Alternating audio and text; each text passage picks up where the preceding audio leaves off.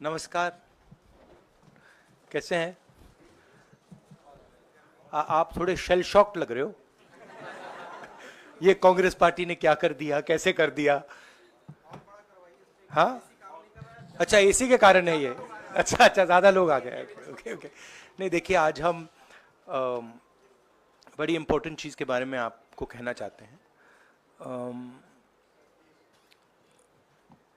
पहली बार हमने नोट किया कि चुनाव के समय प्रधानमंत्री ने, होम मिनिस्टर ने और फाइनेंस मिनिस्टर ने स्टॉक मार्केट पर टिप्पणी दी। प्रधानमंत्री ने 2-3 बार, 4 बार देश को कहा कि स्टॉक मार्केट तेजी से आगे बढ़ने जा रही है। होम मिनिस्टर ने सीधा कहा कि 4 जून को स्टॉक मार्केट आसमान में जाएगी, लोगों को खरीदना चाहिए। और यही मैसेज फाइनेंस मिनिस्टर ने दिया। फर्स्ट, ये आज थोड़ा हम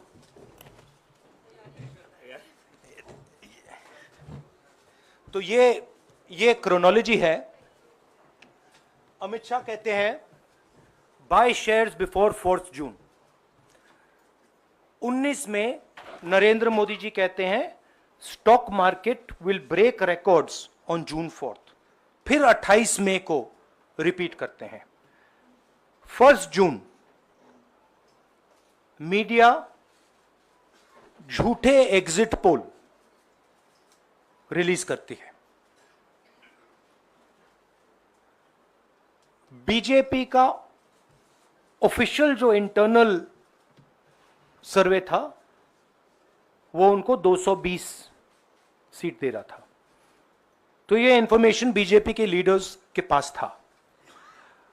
इंटेलिजेंस एजेंसीज ने 200 और 220 के बीच में सरकार को बताया था कि उनकी सीट्स आ रही हैं।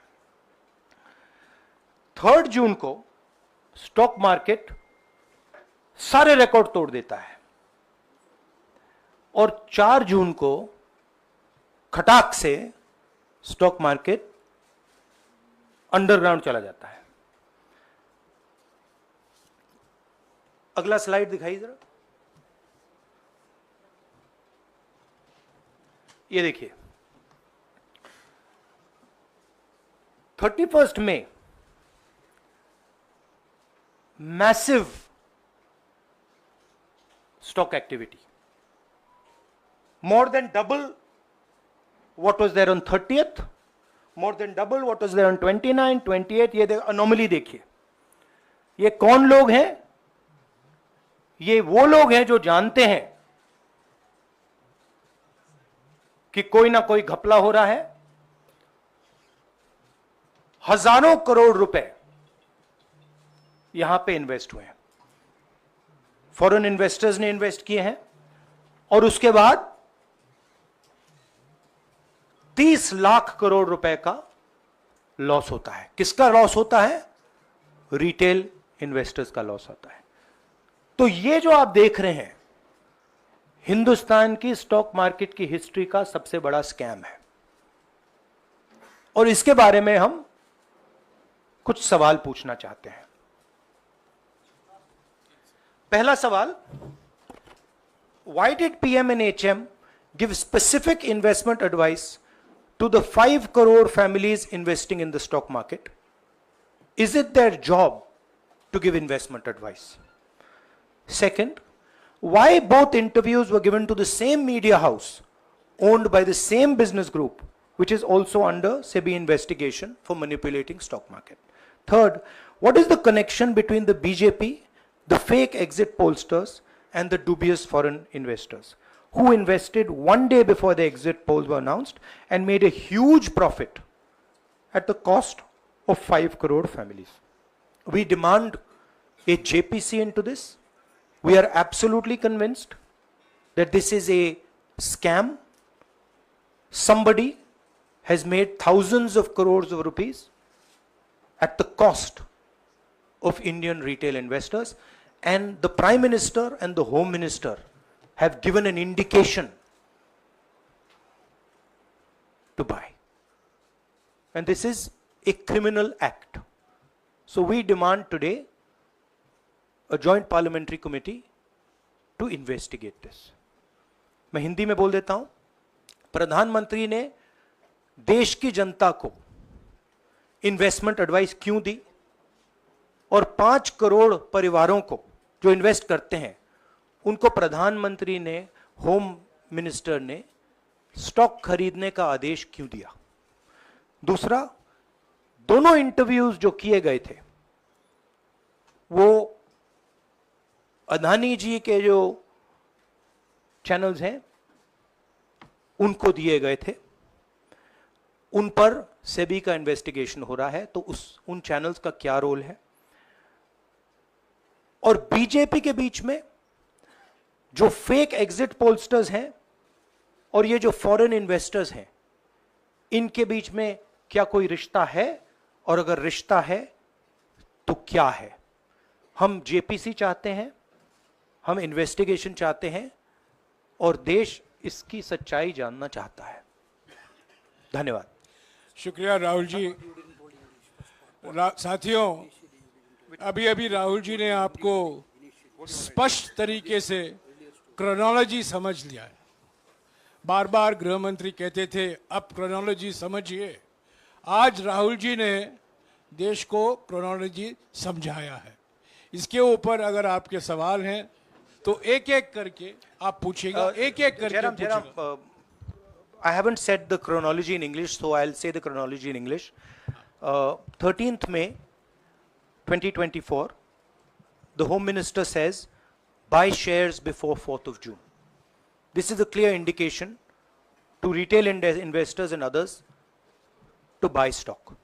19th May, for the first time, and then repeatedly until the 28th May, the Prime Minister says that the stock market is going to break records on 4th June. Finally, on 1st June, completely fictitious exit polls are released. These investors are given a completely wrong impression. And on the 3rd of June, as we all know, the stock market breaks all records and then crashes on the 4th of June. Whoever has made money as the stock market rose and also as the stock market crashed. And we are interested in having a joint parliamentary committee, a JPC, to investigate the role of the Prime Minister, the role of the Home Minister, role of BJP members, and also those people who have done these fake exit polls. And finally, we want to understand who are the people, these foreign investors, who did these trades. So we want an investigation for that. शुक्रिया राहुल जी। हाँ संजय। राहुल जी, इससे पहले भी आपने Adani issue पे JPC पिछली लोकसभा में मांग की थी, तो क्या आप चाहेंगे कि ये इशू और हिंडनबर्ग इशू दोनों कंबाइन हो और दोनों की जांच हो? ये जो इशू है, this is a broader issue than just the Adani issue. It is connected to the Adani issue, but this is a much broader issue.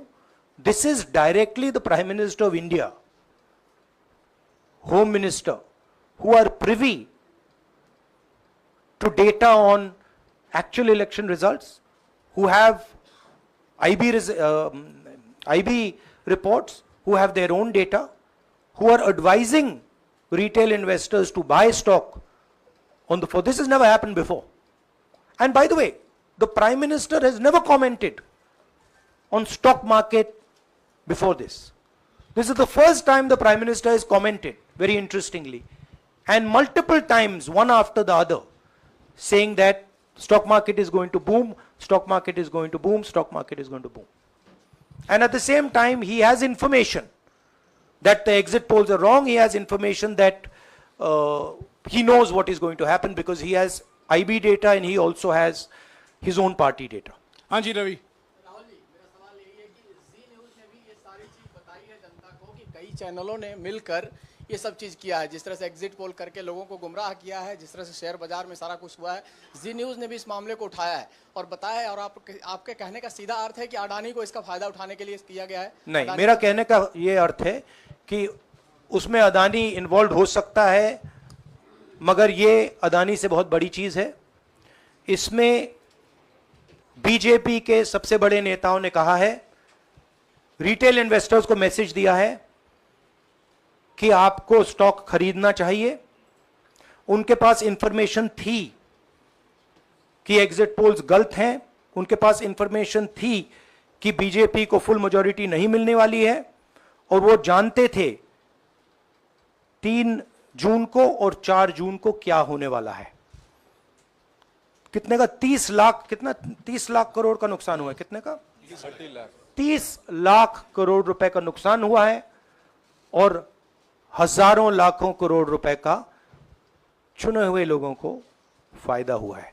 और हम इंक्वायरी चाहते हैं प्रधानमंत्री पर, होम मिनिस्टर पर, जिन्होंने एग्जिट पोल किया उन पर, और ये जो फॉरेन इन्वेस्टर्स हैं उन पर। हाँ Shamin,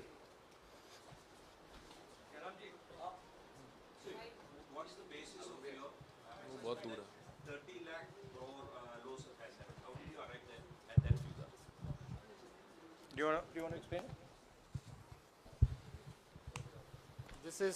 This is based on the value, market value of all the companies the day before the results came, and the market value of the stock market of all the companies at the end of the day on results.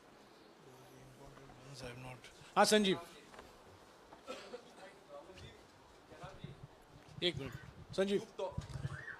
Rahul ji, you've talked about, are you alleging the involvement of the Prime Minister and the Home Minister? Yes. And whose money is it? Yes, Are you that, saying that it is what I their am money? saying. I am saying that people very high up in the BJP have carried out this scam. I am saying they had partners who carried out these exit polls. We would like to know if these exit polls were actually carried out, if people were actually sent out. And we'd also like to know the methodology of these polls. We'd like to understand who these investors are. We have some sense of who these investors are. So we are not just speaking out of the air.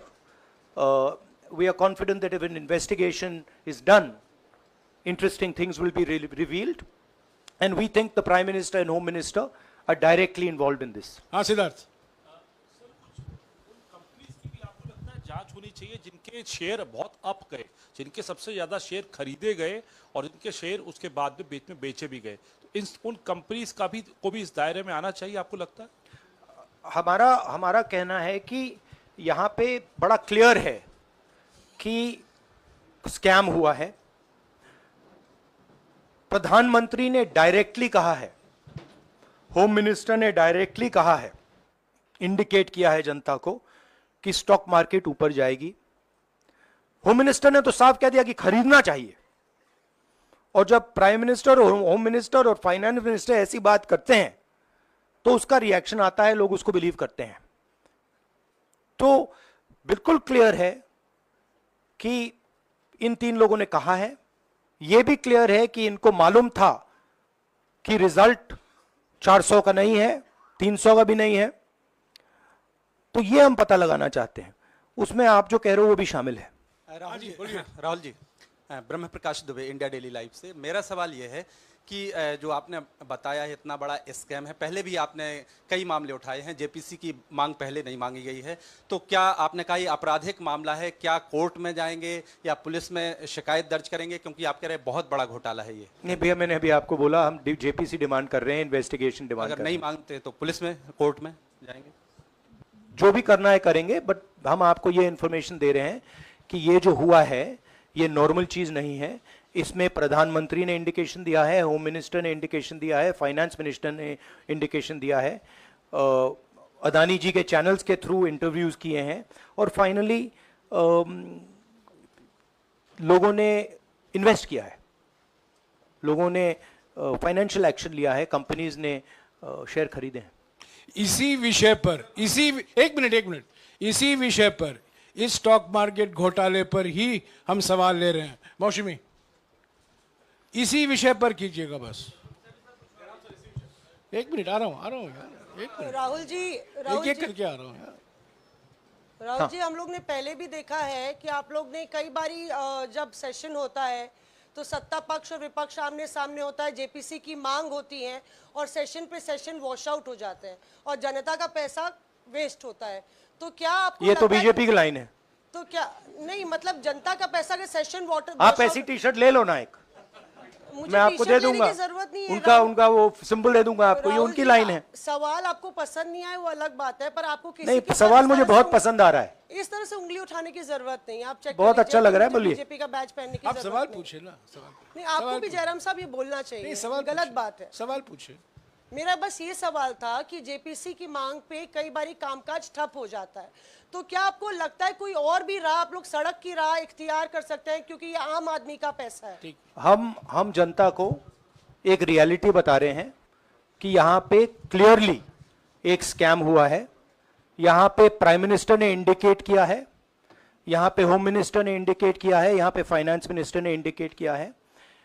Normally BJP की ये position होती है कि जब भी हम कोई मुद्दा उठाते हैं तो हम पार्लियामेंट का टाइम वेस्ट कर रहे हैं।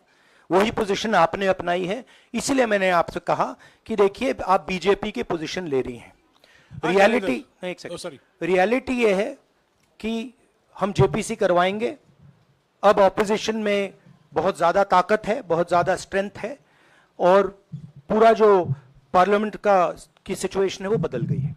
हाँ जैनेंद्र, राहुल जी, जेपीसी की मांग जो आपने की है वो तो पार्लियामेंट सेशन में होगी, लेकिन ये जो आम निवेशक हैं देश भर के जिनका 30 लाख करोड़ डूबा है, उनमें कर्नाटक के, तेलंगाना के, हिमाचल के भी लोग होंगे।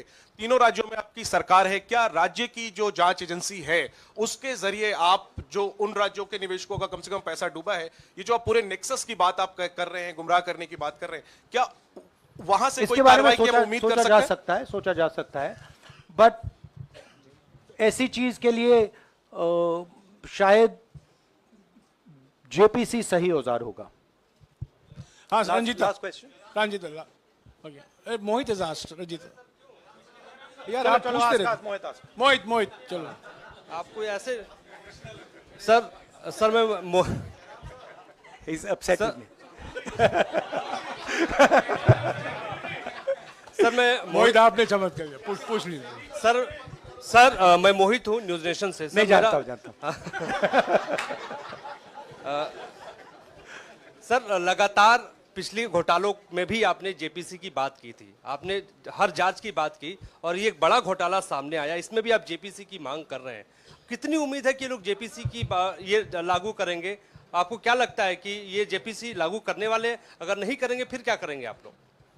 नहीं, हम प्रेशर लगाएंगे, डालेंगे, बट मुझे लगता है कि जो पहले राजनीतिक सिचुएशन थी, जिस इम्प्यूनिटी के साथ प्रधानमंत्री पहले काम करते थे, मुझे लगता है वो अब खत्म हो गया है, तो दूसरा नतीजा आएगा। राहुल जी, ये आखिरी है क्या और दो लेंगे? ये आखिरी है, आखिरी। नहीं, आखिरी हो गया, इन्होंने कह दिया आखिरी। ओके रंजीता। राहुल जी, आज जो आप बातें कह रहे हैं कि सबसे बड़ा ये घोटाला है, क्या जिन उद्योगपतियों का नाम आप हमेशा लेते रहे हैं, चुनावी जो रैलियां रही हैं उसमें भी और उसके बाद भी, क्या आप कहना चाहते हैं कि सरकार ने मदद की है उन उद्योगपतियों को और अमीर बनाने में? नहीं, मैं कह रहा हूं, मैं सिर्फ सरकार की बात नहीं कर रहा हूं, मैं दो इंडिविजुअल्स की बात कर रहा हूं। प्रधानमंत्री ने और हिंदुस्तान के सब रिटेल इन्वेस्टर्स जिनको नुकसान हुआ है, मैं आपसे बोल रहा हूं, आपको यह बात समझ आ जाएगी। आपका पैसा गया है, आपकी कमाई गई है, आपको नुकसान हुआ है, और इसमें करोड़ों युवा हैं जो ईमानदार हैं। तो नरेंद्र मोदी जी ने, अमित शाह जी ने आपको मैसेज दिया कि 4 तारीख को स्टॉक मार्केट आसमान छुएगी, और आपने उन पर भरोसा किया। मगर सच्चाई यह थी कि नरेंद्र मोदी को मालूम था कि 4 जून को स्टॉक मार्केट आसमान नहीं छुएगी, 4 जून को स्टॉक मार्केट का जबरदस्त नुकसान होने जा रहा है, क्योंकि उनके पास इंटेलिजेंस की रिपोर्ट थी और बीजेपी का जो इंटरनल असेसमेंट था 220 सीट का, वो उनके हाथ में था। तो मेरा ये सवाल है और मैं आपसे इन्वेस्टर से कहना चाहता हूं कि आपको जो चोट पहुंची है, जो आपको दर्द हुआ है, वो चोट नरेंद्र मोदी जी और अमित शाह के बयान ने आपको पहुंचाई है। और हजारों करोड़ रुपए किसी ना किसी ने चोरी किए हैं, वो आपके जेब से गए हैं, रिटेल इन्वेस्टर्स के जेब से गए हैं। तो मैं चाहता हूं, आपके लिए बोल रहा हूं, मैं आपके लिए बोल रहा हूं कि इन्वेस्टिगेशन होना चाहिए, पता लगाना चाहिए कि प्रधानमंत्री जी ने, होम मिनिस्टर ने आपको यह गलत इंफॉर्मेशन क्यों दी, और ये कौन लोग हैं, इन्वेस्टर्स जो हैं, फॉरेन इन्वेस्टर्स हैं, जिन्होंने इस दिन फायदा उठाया। ये देखिए ग्राफ है, ये रेड चार्ट जो है, इसको देख लीजिए। ये नॉर्मल ट्रेडिंग है, ये नॉर्मल ट्रेडिंग है, ये ग्रे वाली नॉर्मल ट्रेडिंग है, और ये जो ट्रेडिंग है ये अबनॉर्मल ट्रेडिंग है, ये 2-3 गुना है, और फिर ये हुआ है नुकसान। तो ये नरेंद्र मोदी जी और अमित शाह से मैं पूछ रहा हूं कि आप में इसमें आपका क्या रोल था, और रिटेल इन्वेस्टर्स के लिए पूछ रहा हूं, आपकी मदद के लिए, आपकी मदद करने के लिए पूछ रहा हूं, और इन्वेस्टिगेशन होगा तो आपके लिए होगा। धन्यवाद, शुक्रिया। Thank you.